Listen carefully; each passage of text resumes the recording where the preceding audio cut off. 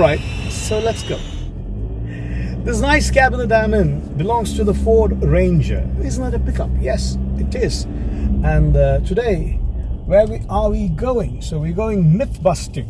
This review is dedicated to all those who thought owning a pickup is a big deal and it's a tough life. But then, isn't it supposed to be a tough life? Isn't that the macho all about it?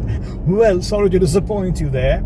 And here is hope for everyone who wanted to own a pickup truck.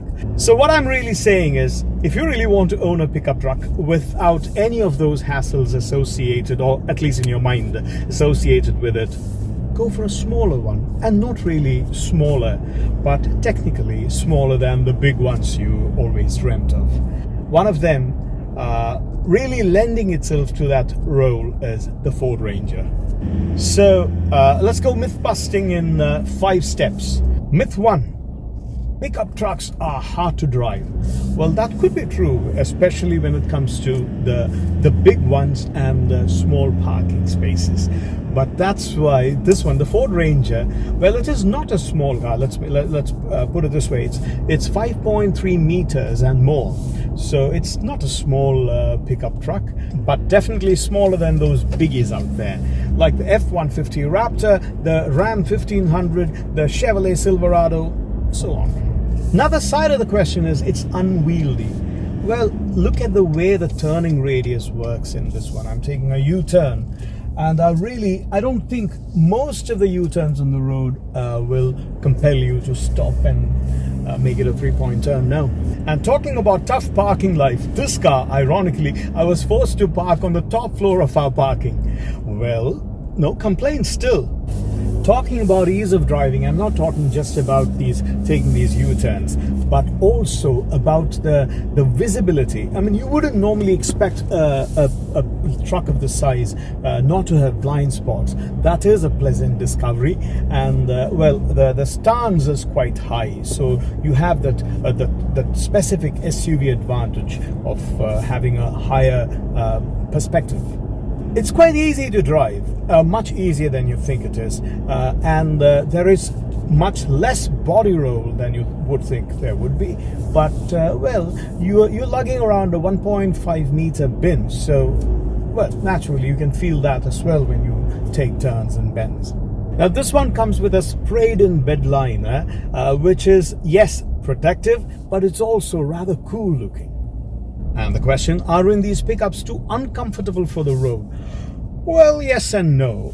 You can't really expect sedan comfort, or it's not exactly like a luxury SUV, but well, that's half the joy of owning this car comes from being a rough guy.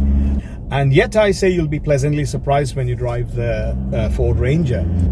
Well, it's still a firm drive, and on patchy roads you might find it a little hard, but on usual Dubai roads, absolutely no problem. So number 3, they're great at off-roading. Well, that's not a myth.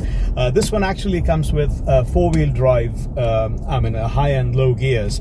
So it's pretty much cool. And in fact, the same firmness I talked about regarding the suspensions kind of turn into an advantage when you are driving off-road. And the big one, they're gas guzzlers. Well, not this one. Because, can you believe this? The Ford Ranger returned a mixed fuel economy of more than 10 kilometers. Well, it's a diesel engine. Another one. These rough and tough cars are low on technology. Well, you could be probably right, but you are not. Well, especially the top range comes with all sorts of driver assistance features, like even lane keeping assist, blind spot monitors, pedestrian protection and all that. Well, this particular car that I'm driving, this version has just the essentials, which includes a little camera. I say little because the screen is, it's only 4.5 inches. Do you realize that this is one of those essentials, and really, it's good enough?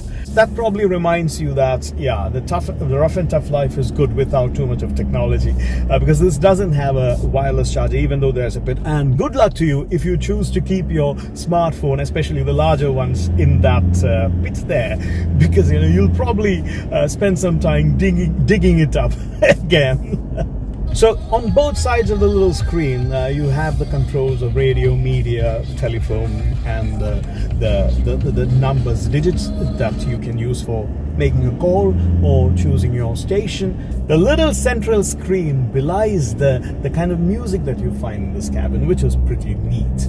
Well, the steering is pretty cool actually. It's quite macho to hold, and also, I mean, it's comfortable too. It's the feel of the leather gives a bit of refinement, but it feels strong enough. And the steering is pretty a good part of this. It syncs well with the diesel power that you feel. So there is a certain response that you feel on the steering. And talking about power, this is a 2.2 liter diesel engine. The good thing about diesel power is it participates with you. You almost feel like, it's driving you personally. You can actually feel the measured movement of the power rise. Well, the flip side is that you're going to have to put up with that noise of the diesel engine. Yeah, I can hear the roar. Well, that's another macho element anyway. Now, coming to noise, there's a bit of road noise and a bit of the engine sound and all that. So it's not a very quiet ride, but it's not to keep your baby from sleeping either. Another thing about diesel power is the vibration that comes with it. But this one, you can feel it just around 2000 RPMs, 2000, 3000 RPMs, just enough to remind you that it's a diesel engine, not a bit more. Well, the armrest here is soft to the touch, but then the elbow is placed on hard plastic. Talking about hard plastic, you'll definitely find some areas which are quite plasticky, but the price should explain things. Would you believe it if I said this starts at 70,000 something?